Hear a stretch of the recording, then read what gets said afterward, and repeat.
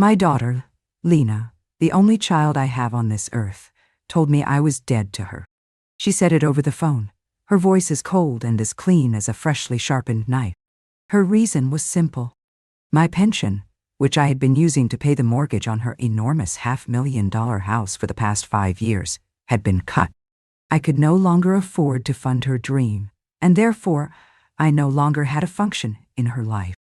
She declared our relationship, and my existence, terminated.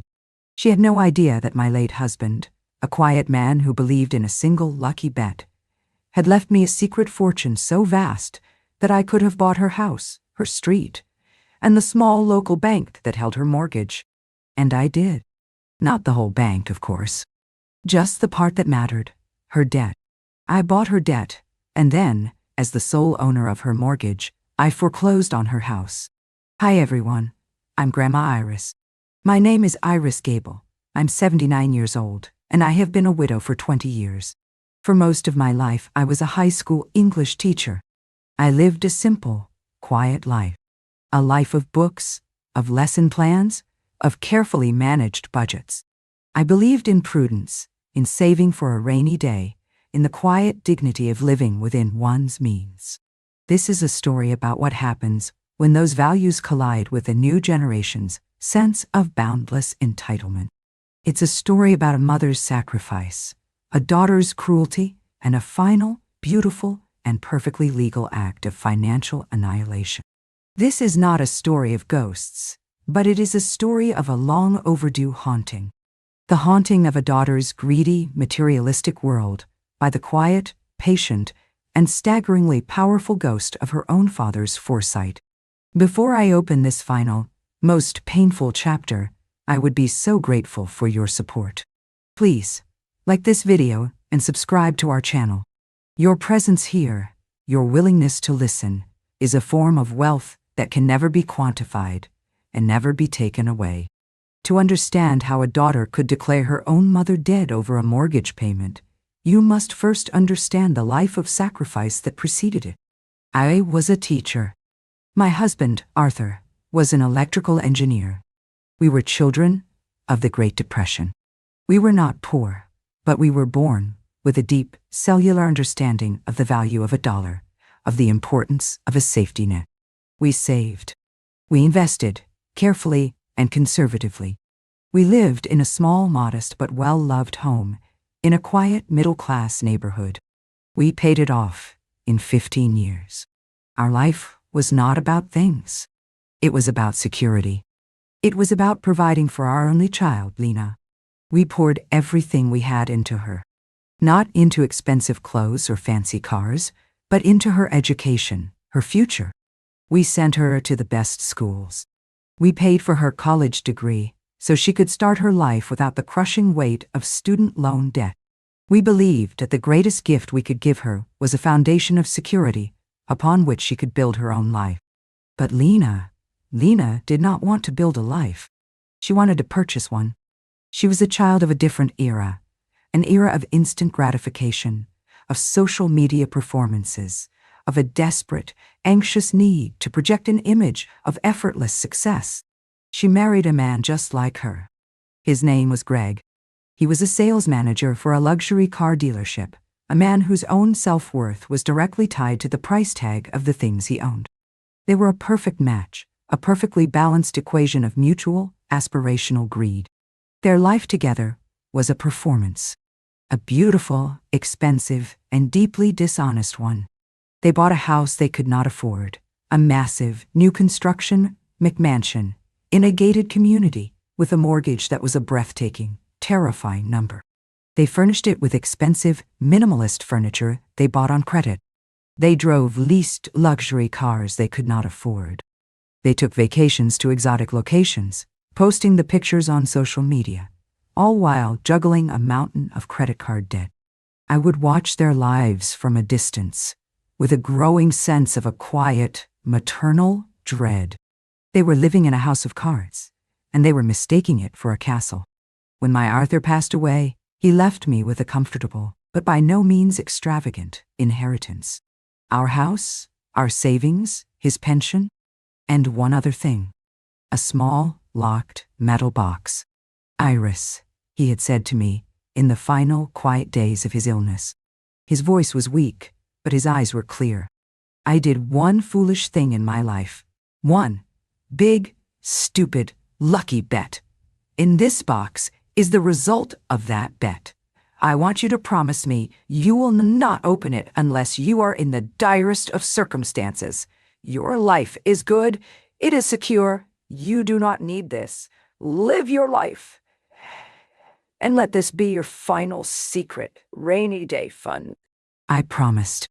I put the box in the back of my closet, and for years I did not think about it. I had my own pension, my own savings. I was fine. The calls for help from Lena started about 5 years ago. It began with small things. Credit card bill she couldn't quite cover. A car payment that was a little late. I would help, of course. I would send her a check. A few $100s here, 1,000 there. She was my daughter. It's what mothers do. But the requests became more frequent and larger. And then they began to focus on the one great, crushing weight that was sinking them: the mortgage. "Mom, we're going to lose the house," she wailed to me over the phone one night, her voice a torrent of hysterical, self-pitying tears. "The interest rate on our mortgage adjusted. The payment has gone up. We can't make it. We're going to be homeless." My heart broke for her. The thought of my daughter, my grandchildren, being without a home, it was unthinkable. So I did what any mother would do. I stepped in. I looked at my own, modest finances. My teacher's pension was not large, but it was steady. If I was careful, if I cut back on my own expenses, if I stopped buying books and started using the library more, if I turned the heat down in the winter, I could do it. I could cover the shortfall on her mortgage payment. And so it began. For 5 years, every single month I would send a check to my daughter. A check for $2,000. A check that represented more than half of my own monthly income. It was a profound sacrifice. It meant my own life shrank, became smaller, grayer. I stopped traveling to visit my own friends. I stopped buying new clothes. I ate simple, inexpensive food. My life became an exercise in funding hers. She was not grateful. She was entitled. My monthly check was not a gift in her eyes. It was her due. It was a part of her income, a line item in her budget. If it was a day or two late, she would call, her voice sharp with an anxious, demanding edge. "Mom, did you send the check? The mortgage is due on the 5th. There was never a thank you. There was only an expectation. And all the while, I would see her pictures online. A new $1,000 handbag. A weekend trip to a spa resort. A lavish birthday party for one of my grandchildren. They were living a life of luxury, a life of beautiful photogenic excess. A life that was being funded by my own quiet, lonely, and increasingly impoverished existence. The end came, as I suppose it was always destined to, with a letter from the school district. It was a formal, impersonal letter informing all retirees that due to a massive budget shortfall and rising healthcare costs, our monthly pension payments were being reduced by 30%. The letter was a death sentence. Not for me. I could adjust. I could live on even less. But for my daughter's lifestyle. I knew, with a sick, cold certainty, that I could no longer afford to pay her mortgage. I agonized over the phone call for a week. I knew what her reaction would be. I knew that our relationship, which I now saw was built not on love, but on a monthly wire transfer, was about to end. I finally gathered the courage to call her. "Lena, my dear," I began, my voice trembling. I have some difficult news." I explained the situation. The pension cut. The new, reduced amount. I told her that I was so sorry, but that I could no longer afford to send her the full $2,000 a month. I could, perhaps, manage $500. But that was all. The silence on the other end of the line was a cold, hard, and absolute thing. It was not a silence of sympathy.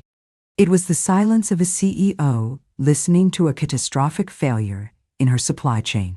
When she finally spoke, her voice was not the voice of my daughter. It was the voice of a stranger. A cold, cruel, and utterly merciless stranger.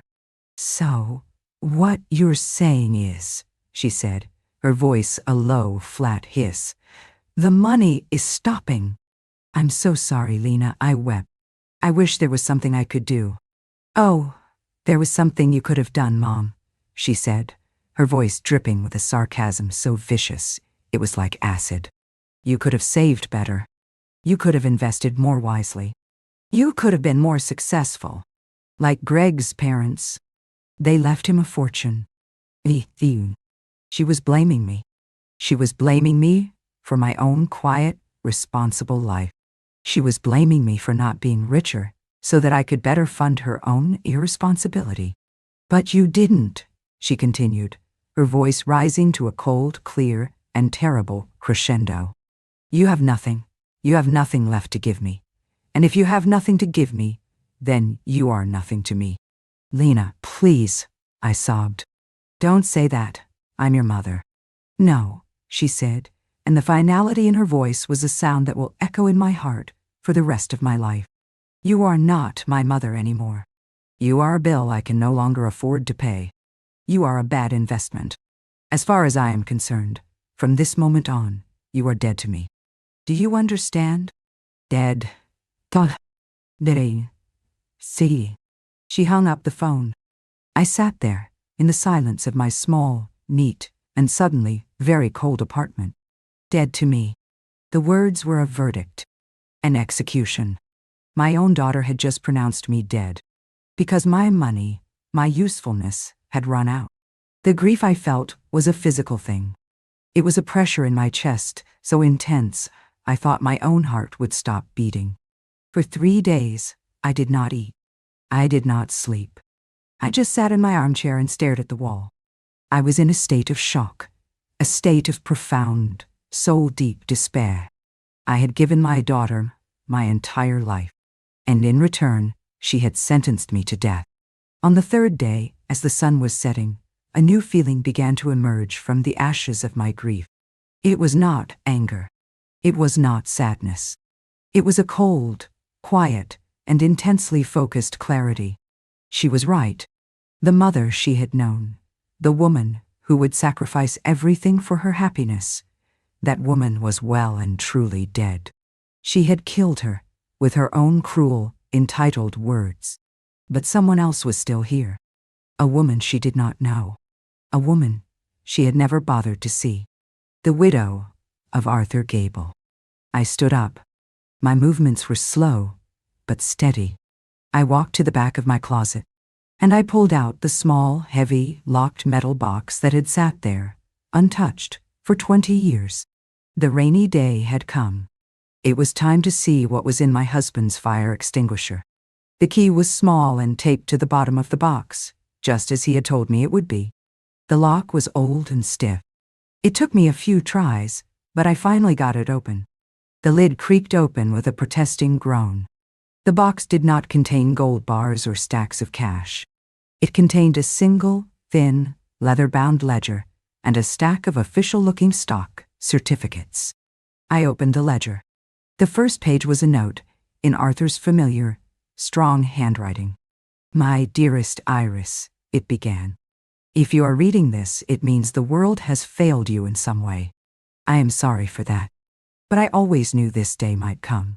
You see, I was a man of science, an engineer, but I made one, single, wild, and illogical bet in my life.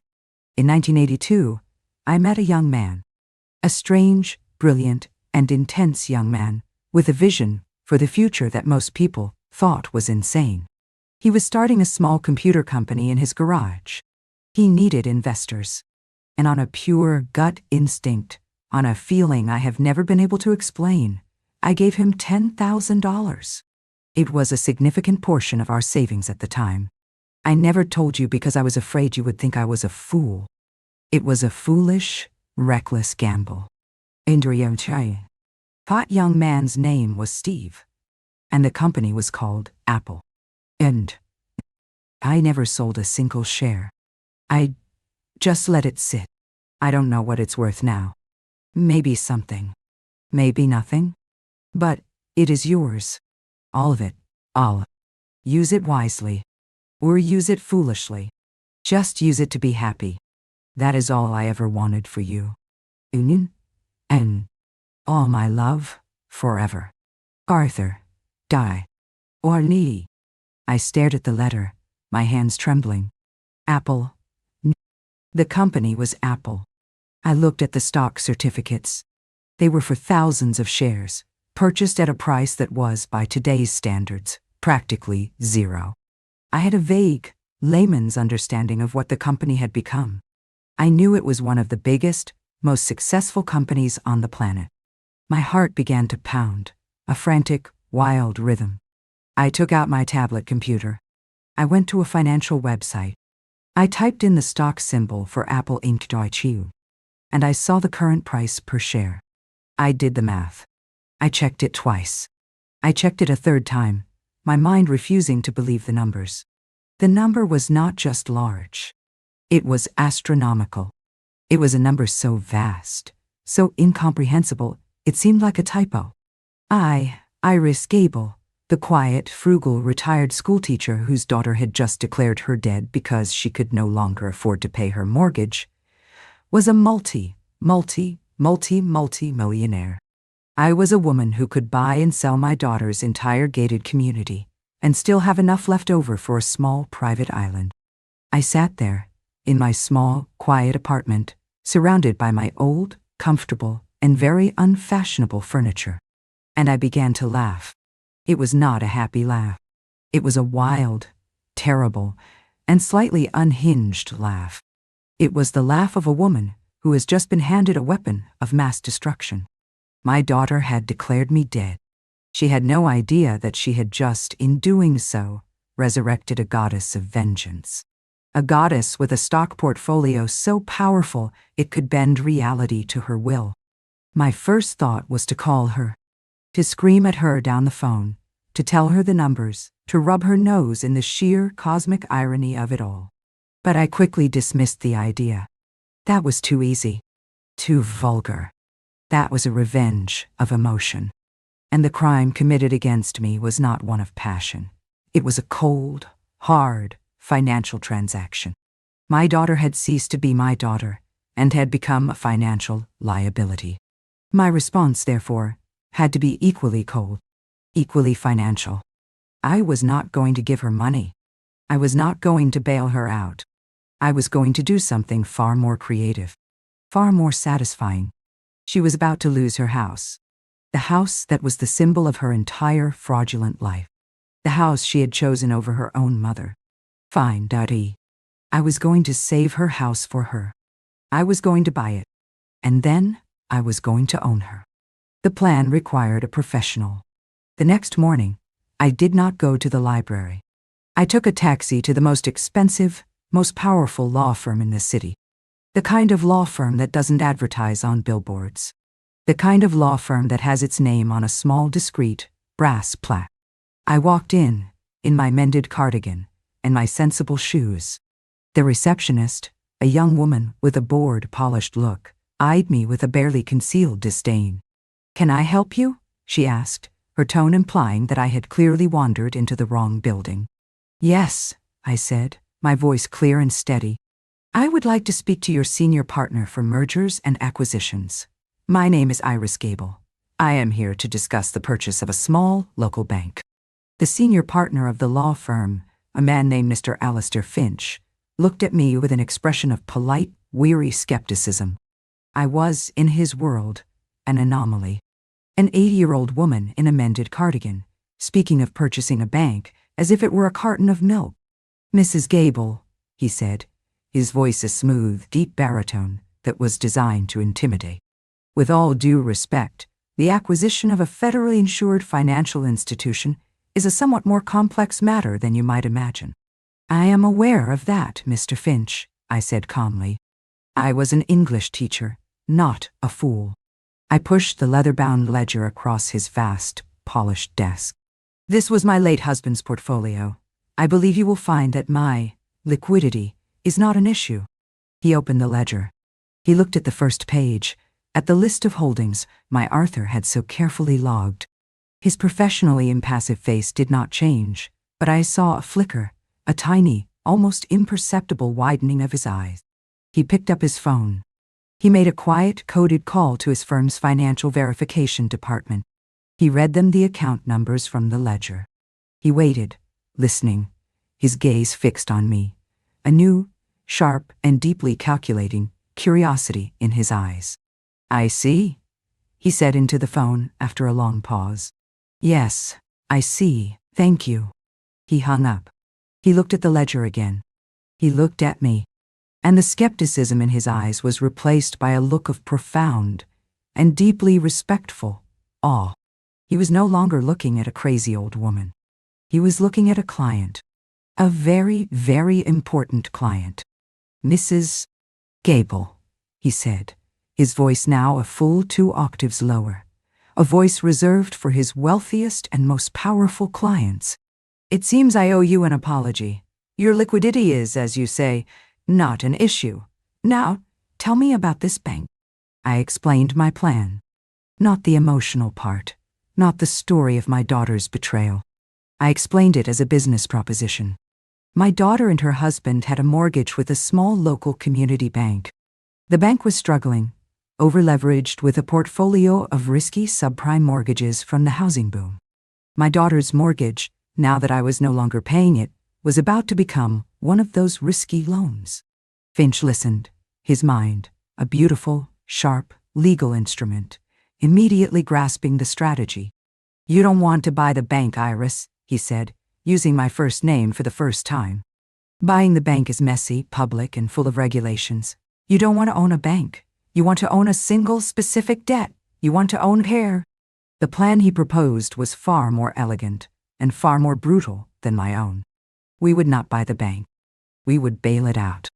Through an anonymous holding company that he would create for me, we called it the Arthur Gable Memorial Trust, a small private piece of poetry that pleased me immensely. We would approach the community bank. We would offer to buy their entire portfolio of high-risk mortgage debt at a significant discount. "The bank will leap at the chance," Finch explained. "It cleans up their books, removes their toxic assets, and infuses them with a massive amount of ready cash. They will not ask questions. They will just say thank you. And in the process, the ownership of your daughter's mortgage, her debt, will be quietly, legally, and irrevocably transferred from the bank to your trust. You will become her creditor. You will become her bank."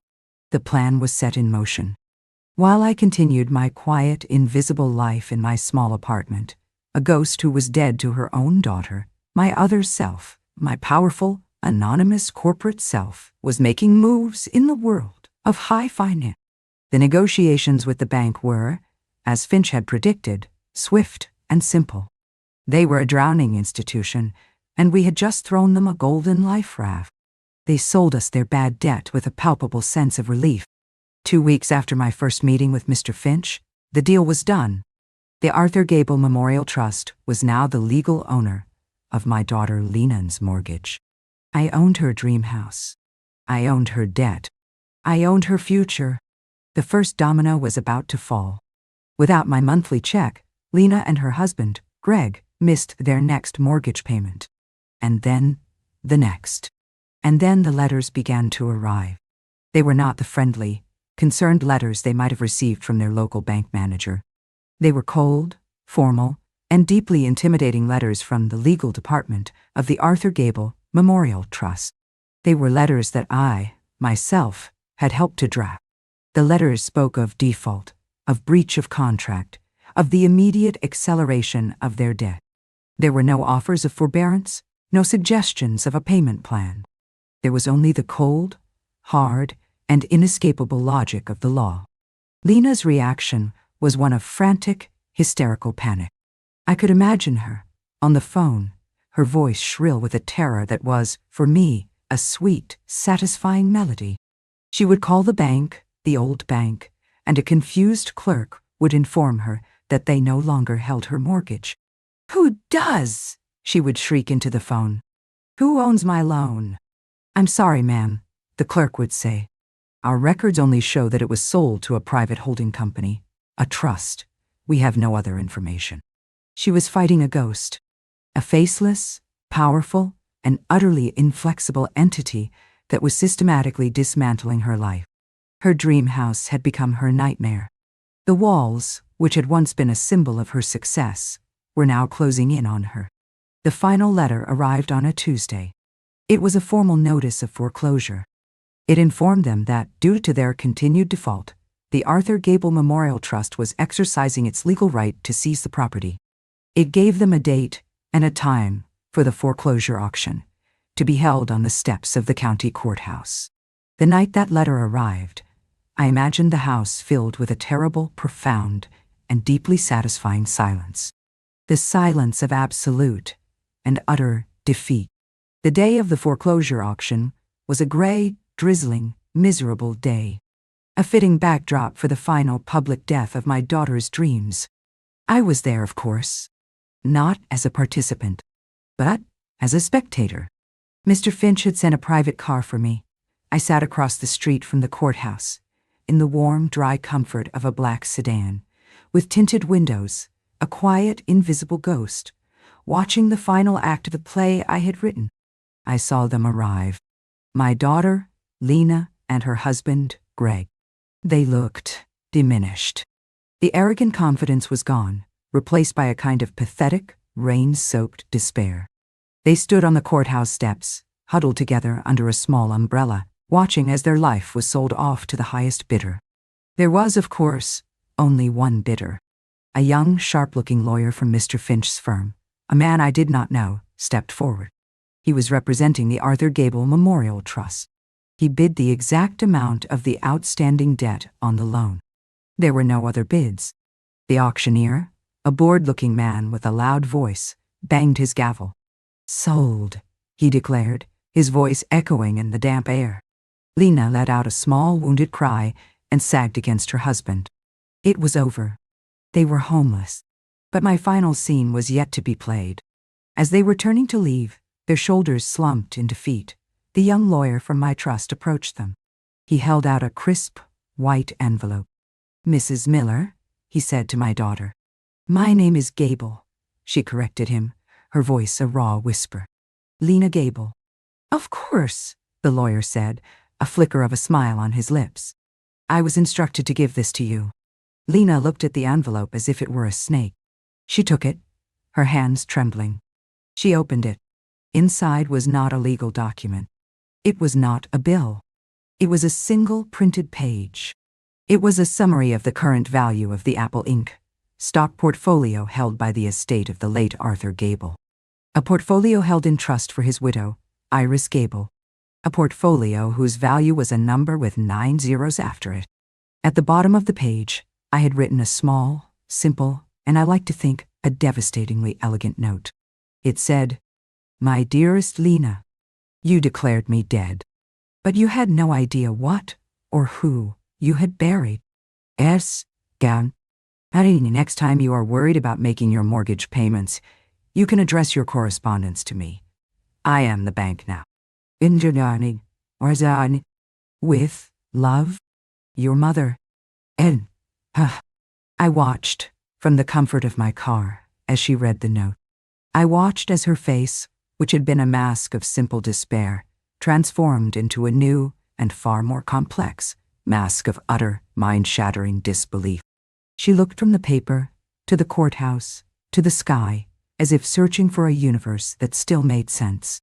And then she looked across the street, and she saw me, sitting in the back of the black sedan, a quiet old woman, looking back at her.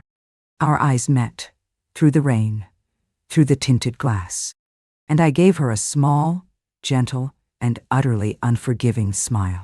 I never saw her again for a very long time.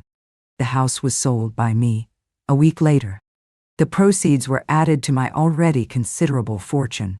Lena and her husband, now truly broke, were forced to move into a small, cramped apartment on the other side of town. Their marriage, which had been built on a foundation of borrowed money and shared delusions of grandeur, did not survive the impact with reality. They divorced within the year. My son-in-law, Greg, I am told, is now selling used cars.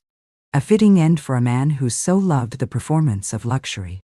And Lena, my daughter, my poor, lost, greedy daughter, she is rebuilding. She has a job, a real job, for the first time in her life. She is learning to live within her means. She is learning the difference between what something costs and what it is worth. She tried to contact me.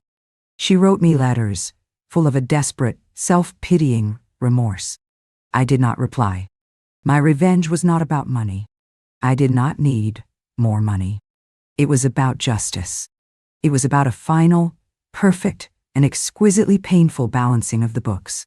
It was about teaching my daughter a lesson that she should have learned long ago. That a mother's love is not a line of credit. It is a gift. And when you declare that gift to be dead, you should be very, very careful. Because you have no idea what kind of fortune it may have left behind. I did not, in the end, buy a bank. I did something far more satisfying. I became one. I became a quiet, powerful, and utterly independent institution, built on a foundation of my husband's love and foresight. The world will often try to tell you that you are poor, that you are weak, that you are dependent.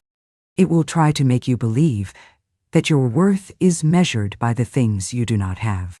Do not believe it. Your true worth, your true fortune, may be a quiet, hidden thing, a secret legacy waiting in a dusty old box. Have the courage to open it. Have the wisdom to understand it. And have the strength to use it, not just to live, but to live well. That, my dears, is the best revenge of all. Thank you for listening to my story. Thank you for investing your time in me. Please like this video, subscribe to our channel, and click that notification bell. In the comments below, I would love for you to share a story about a time you discovered a hidden strength you never knew you had. Love you all. This is Grandma Iris, and I'll see you in the next story.